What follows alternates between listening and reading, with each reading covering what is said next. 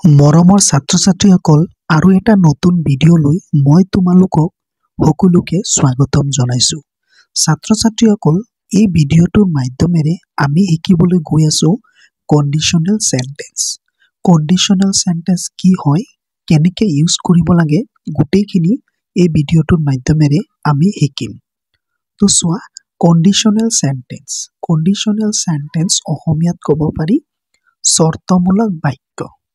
তো ঠিক আছে, প্ৰথমতে আমি জানিম what is conditional sentence. Conditional sentence কি হয়?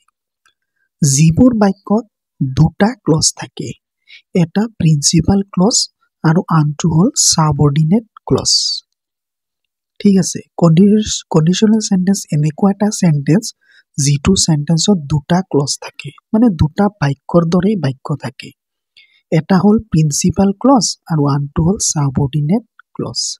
ঠিক আছে, সাবঅৰ্ডিনেট ক্লজটোক ইফ ক্লজ বুলিও কোৱা হয়। সাবঅৰ্ডিনেট যিটো ক্লজ থাকে কণ্ডিশ্যনেল সেন্টেন্সত, সেইটো ইফ ক্লজ বুলিও কোৱা হয়। সাবঅৰ্ডিনেট ক্লজত এটা চৰ্ত দিয়া থাকে আৰু এইটো পূৰ্ণ হ'লেহে প্ৰিন্সিপাল ক্লজৰ পৰিঘটনাটো পূৰ্ণ হ'ব। যদি সাবঅৰ্ডিনেট ক্লজৰ যিটো কথা আছে সেই কথাটো যদি সেইটো চৰ্তটো যদি পূৰণ হয় তেতিয়াহে প্ৰিন্সিপাল ক্লজটো হ'ব। মানে সাবঅৰ্ডিনেট যিটো বাক্য থাকিব সেইটো যদি হয় ভালকে, তেতিয়াহে প্ৰিন্সিপাল ক্লজটো, প্ৰিন্সিপাল যিটো মেইন বাক্য সেইটো পূৰ্ণ হ'ব। তো আমি এক্সাম্পলৰ সৈতে বুজিম। এক্সাম্পল চোৱা। Example, if you request me I will accompany you. If you request me, subordinate ক্লজক আকৌ ইফ ক্লজ বুলিও ক'ব পাৰি। তো ইফ ইউ ৰিকুৱেষ্ট মি এইটো এটা সেন্টেন্স ক্লজ বুলি কোৱা হয়। তো এইটো ইফ ক্লজত আছে, তাৰমানে এইটো সাবঅৰ্ডিনেট close. I will accompany you এইটো হ'ল প্ৰিন্সিপাল ক্লজ। ঠিক আছে, তো ইফ ইউ ৰিকুৱেষ্ট মি, তুমি যদি মোক অনুৰোধ কৰা, I will accompany you, মই তোমাৰ সংগ দিম। ঠিক আছে, এতিয়া তুমি যদি মোক অনুৰোধ কৰা তেতিয়াহে মই তোমাক সংগ দিম। ঠিক আছে, তো তুমি যদি ৰিকুৱেষ্ট কৰা মোক, তো এইটো হৈ গ'ল সাবঅৰ্ডিনেট ক্লজ, আৰু মই তোমাৰ লগত সংগ দিম এইটো হ'ল প্ৰিন্সিপাল ক্লজ। তো চাইছা কণ্ডিশ্যনেল সেন্টেন্স কেনেকৈ ইউজ হয়। এতিয়া আমি জানিম কণ্ডিশ্যনেল সেন্টেন্স কেই প্ৰকাৰ আৰু কি কি। কণ্ডিশ্যনেল সেন্টেন্স তিনি প্ৰকাৰৰ হয়।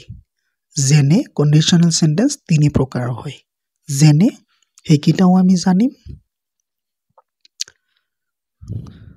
যেনে এক নম্বৰ আছে অপেন কণ্ডিশ্যন, যিটো প্ৰবেবল কণ্ডিশ্যন, মানে সেইটো পূৰ্ণ হোৱাৰ সম্ভাৱনা আছে, বহুত বেছি আছে।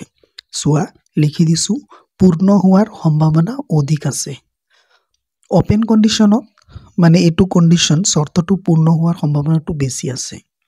তাৰপিছত দুই নম্বৰটো আছে ইমাজিনেৰী কণ্ডিশ্যন, যিটো ইমপ্ৰবেবল কণ্ডিশ্যন বুলি কয়, যিটো সম্ভৱ হোৱাৰ সম্ভাৱনা ইমান নাই, পূৰ্ণ হোৱাৰ সম্ভাৱনা নিচেই কম, এইটো ইমান চান্স নাই চৰ্তটো পূৰণ হোৱা।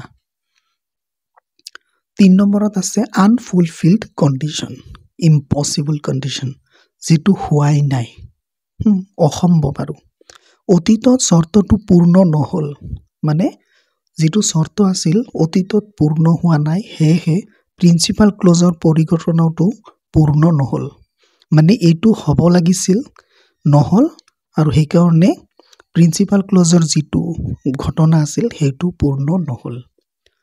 তো ইয়াৰ পৰা আমি শিকিলোঁ কণ্ডিশ্যনেল সেন্টেন্স কি হয়, কণ্ডিশ্যনেল সেন্টেন্সৰ প্ৰকাৰ কেইটা আৰু সেইসমূহ কি কি। তো এনেকুৱা ধৰণৰ ভিডিঅ' পাই থাকিবলৈ তোমালোকে এই চেনেলটো ছাবস্ক্ৰাইব কৰি ৰাখা। ধন্যবাদ।